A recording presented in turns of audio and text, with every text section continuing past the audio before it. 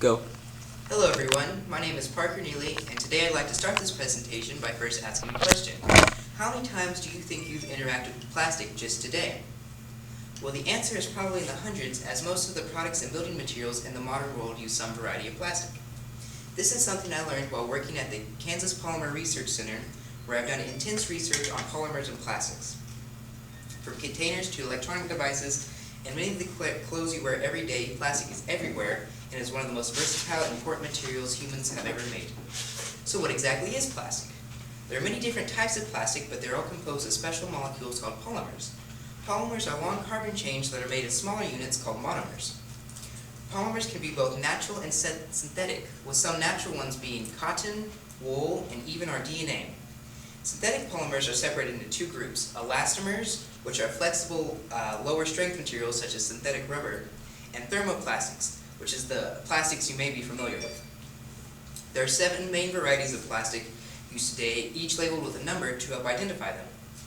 First is polyethylene, abbreviated as PET, and is used in most liquid containers like pop and water bottles. Next is high-density polyethylene, or PEHD, and is used to make more durable containers like milk jugs or shampoo bottles. Number 3 is polyvinyl chloride, aka PVC, which is used to make pipes, the plastic bags that you find inside cardboard food boxes, and is most famously used to produce Barbie dolls and other such toys. Then is polypropylene, shortened to PP, and is a type of plastic that is used in furniture. Then is polyester, also PS, but is mainly known as styrofoam and is used to make disposable cups, plates, and other like materials. Other, or simply O, is just all the other types of plastics that are not the previous 6. But how did all these plastics come to be? While some plastic did exist before the mid-century, the research and production of plastics really took off during World War II as a way to make cheap and durable materials to help in the war effort. By the time the war ended, scientists had greatly advanced their understanding of plastics and the types they could make. They then released it to the public to be used in many new products just in time for a financial boom. Both manufacturers and consumers quickly latched onto plastic, and it's been that way ever since. Since plastic's creation, it has been adopted to almost every industry. As discussed earlier, plastic is often used for containers, but there are also many more wonderful applications. One you might not think of is textiles and clothing. Clothing used to be made of whatever humans could harvest from animals, like skins and furs. Then natural polymers like wool and cotton were able to be manipulated to produce more complex textiles. Later on in the Industrial Revolution, more complex materials such as silk could be made in large quantities. This leads to today, where advances in plastic have allowed the construction of more advanced materials. Some of these polymers are polyesters, polyacrylics, and polyamides, also known as nylon.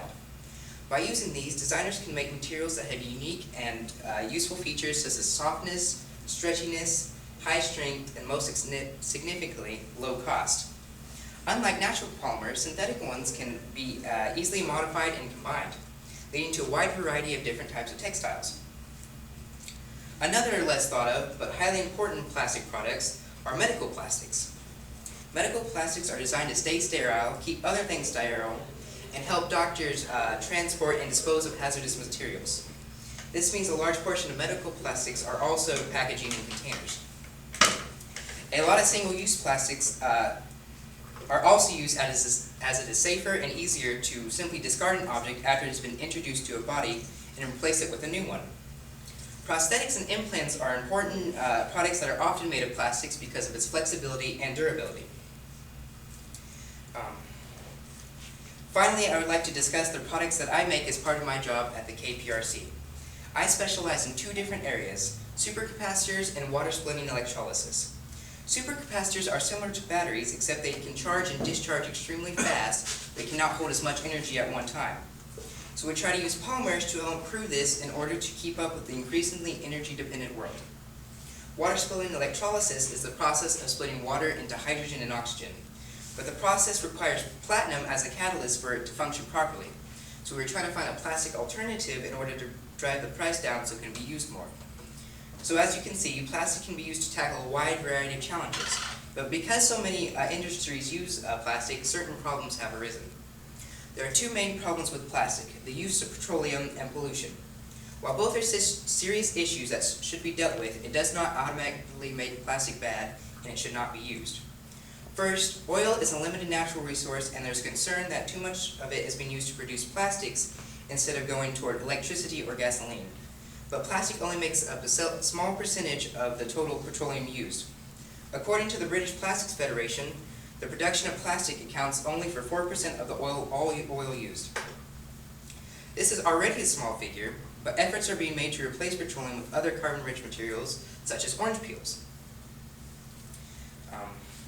Pollution is a large, complex issue and is one of the major downsides to using plastics, but it is an issue that many people are aware of, and there are many efforts to help clean up what already exists and produce new plastic that is more environmentally friendly. One interesting new advancement is bioplastics, which are made from things like corn and soybeans that break down over time. With time and research, solutions are being found to leave plastics in a new, safer era.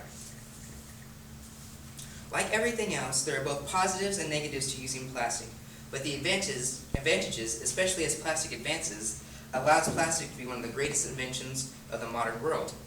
Because of this, plastic is one of the most important inventions man has ever made. Without plastic, we'd be living in a completely different world. It is an important part of many aspects of daily life. Since the invention of plastic, it has propelled us into the modern world, as most new inventions and technology heavily rely on plastic. As plastic continues to advance, it shall become more eco-friendly and continue to improve the lives of generations to come. The production and use of materials have been historically used to mark different eras of time, such as the Stone, Bronze, and Iron Ages. If we were to give the current period a name, it should be known as the Plastic Age because of the impact it has left on humanity.